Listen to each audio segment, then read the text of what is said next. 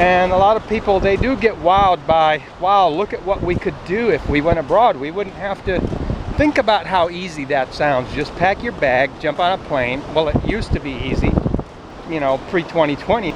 What it comes down to is if you're on a Social Security budget, you know, you just have to grow your imagination. I came up with this saying that I really liked. You can always run out of money, but you can't run out of imagination. Well, it would have had basil a month through it out. Was it bad? No, it just kind of looked kind of dried out. Dry is okay, brown's not.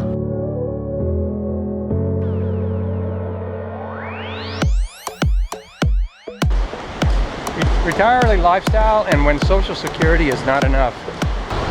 We know that we can do side hustles, we can move to a cheap country, you know, you've got the videos out there, oh, live on 1,000, 300, 400, I saw a video, she lives on 400, no she doesn't, her rent's 400, but okay, clickbait. you know, there's a lot of places where you can do that, you can live a lot better, so the story goes. Abroad, does it have to be abroad? I don't think so. One of the things that going abroad does is it exposes you to, and it's like, can't you just watch videos and be exposed? You could. You'd have to be someone that's really ready to accept what you're seeing though. Well, I know back in the day before we went abroad and before the internet, you know how it is, you're surrounded by a culture, and this culture is something you see every day. And if you think, well, I'll just do it this way, like, well, I'll, you know, ride a bicycle, and there's people that will be the first to do something even though nobody in the neighborhood's doing it. You have people like that, but most people won't do that. They won't want to, you know, be the first guy in the neighborhood to look out of place or something and appear to be, you know, maybe poor. But you got multimillionaires that ride bicycles, and now you get to see them on the internet and go, oh, okay. And that's that thing where they did it first, and then since they did it, it's like, well, look, honey, look, this guy's a multimillionaire and he rides a bicycle. Whereas before the internet, it'd be like, maybe we should just ride a bicycle, and you'd be like, say what? Nobody rides a bicycle. But even in the US, you've got cities that are very friendly towards bicycle riding, and I know when we used to be in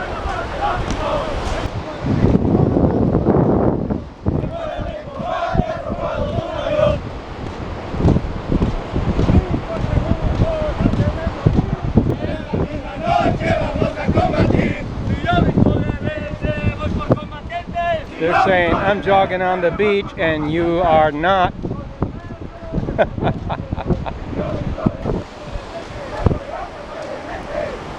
Well, I know I've had blind spots in my life that I'm always looking for really smart ways to avoid. And one of them is to consider things very, very strongly. New things. Consider new things. Well, I know back in the day there just weren't as many, and this video is not about bicycles, it's just the idea of doing things out of the box to enable you to have a better life, and let's say on Social Security income. And a lot of people, they do get wowed by, wow, look at what we could do if we went abroad. We wouldn't have to think about how easy that sounds. Just pack your bag, jump on a plane. Well, it used to be easy, you know, pre-2020. What it comes down to is if you're on a Social Security budget, you know, you just have to grow your imagination. I came up with this saying that I really liked. You can always run out of money, but you can't run out of imagination. You know, we've got the shiny object thing constantly pulling at us. You see it by all the armchair travelers that do comments on videos about nomading and travel and going here and there, and we've done all that. We've done all that for the last 10 years, and it's been great. We've enjoyed every minute of it. You know, I think most everybody would have enough money if they didn't have to pay rent. in the US. So I think that there's options that you can do.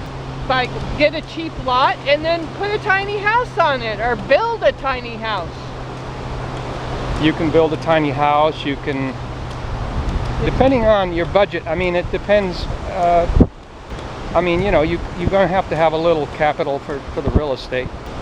There's a saying that I wanted to share with you, and it was along the lines of just accept your lot in life and enjoy it. Enjoy it. I mean, look, if you're a younger person and you have the energy and the health to change your lot in life, that's great. And back in the 80s, there was a school of thought saying this is the best time ever for opportunities in the 80s. And then in the 90s, this is the best decade yet for opportunities. And then in the 2000s, this is the best decade. So opportunities are constantly opening up, and new opportunities. When one door closes, another one opens. Some opportunities close up, and other, you know, like you had mail order back in the 70s and 80s. Then they came out with telemarketing. Then it was direct mail, and now it's the internet. So there's always opportunities, but there's always competition. So, you know, when too many people do the same thing, it becomes really treacherous to want to compete. And we want the kind of life where we're not constantly grinding to compete, you know. And that means whether, you know, regardless where you're at, whether you're on a Social Security budget or not, or maybe you have a business or a micro enterprise, which I've talked about in the past. You have a micro enterprise, okay? It's a miniature enterprise, intentionally pared down so that it serves you instead of you serving it. And so you spend the amount of time on it that you've already prescribed, like I'm going to spend 4 hours a day, no more than that. So what happens when we go abroad and we're exposed to these different cultures, that we don't have to, I was trying to say earlier, you don't have to go abroad to be exposed now. You can expose yourself to different ideas very easily now in your chair and your computer. But if you're the type that likes to see it with your own eyes, that's fine too. And you see, when you come out here, lots of grown men are on bicycles. They're all over the place. Lots of people are on scooters, and lots of people are on foot. You know, you may have to relocate and find that nice warm spot that's amenable to that. On the other hand, I have a car. It costs me less than $100 a month, so it just, you know, it's just, there's not a prescription here. There's not a prescription, do it like this. Every circumstance is different. Yeah, it comes down to you being open-minded enough to accept new ideas, maybe something you haven't done before, in order to, like Henry David Thoreau said, don't worry, be happy. This is the modern day version of Thoreau's quote, don't worry, be happy. I don't know who came out with that. So I hope you got something out of that. Well, I have some other ideas that they can do if they think their Social Security isn't enough in the United States. In the next video, we're going to specifically outline, like 1 through 5 or 1 through 10 ways that you can live on a Social Security budget, whether it's in the States or abroad. All right, so I hope you got something out of that, and thanks for coming to the channel, and have a wonderful day.